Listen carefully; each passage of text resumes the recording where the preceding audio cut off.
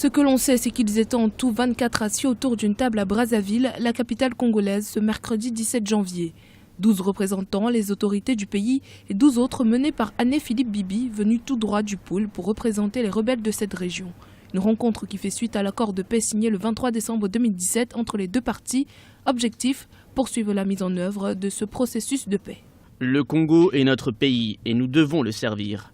Ce service est une exigence qui commande loyauté, abnégation et volonté sans cesse renouvelée de conduire notre patrie vers les expressions achevées des valeurs positives, notamment la liberté, le développement, la paix, la dignité et la fierté. Voilà le devoir qui est le nôtre et qui résonne au tréfonds de nous-mêmes comme un impératif. La crise dans le pôle a débuté en 2016 au lendemain de la réélection contestée du président Denis Sassou Nguesso. Les forces de sécurité ont alors lancé une vaste opération militaire pour arrêter Frédéric Binsamou, plus connu sous le nom de Pasteur Toumi, qui était accusé d'avoir attaqué Brazzaville avec ses hommes. Jusqu'ici, ce conflit a déjà fait plus de 20 000 déplacés et environ 138 000 personnes sont affectées par ce conflit entre l'État et les rebelles du pôle.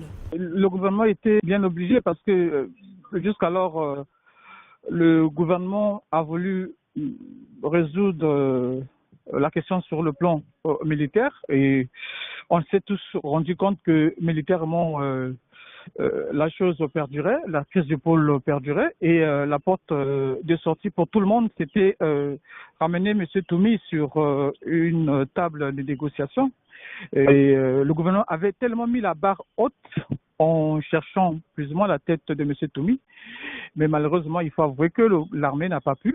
Et la seule issue, et tout le monde le sait, c'est le dialogue. Et je pense que même les partis téméraires du gouvernement, ceux qui sont les jusqu'au-boutistes, se sont rendus compte qu'il faudrait bien négocier, que ce soit du côté du gouvernement et aussi du côté du pasteur Toumi. Je pense que ça pourrait aboutir, mais il faut une dose de volonté de toutes les parties, parce qu'il y a, qu'on le veuille ou non, une partie de méfiance du côté du gouvernement comme du côté du pasteur Toumi. Ce dialogue qui devrait se poursuivre dans les prochains jours se déroule à huis clos. On sait en revanche que les représentants du pasteur Toumi souhaitent apporter quelques modifications au texte de l'accord du 23 décembre 2017 afin d'y intégrer les revendications du pasteur.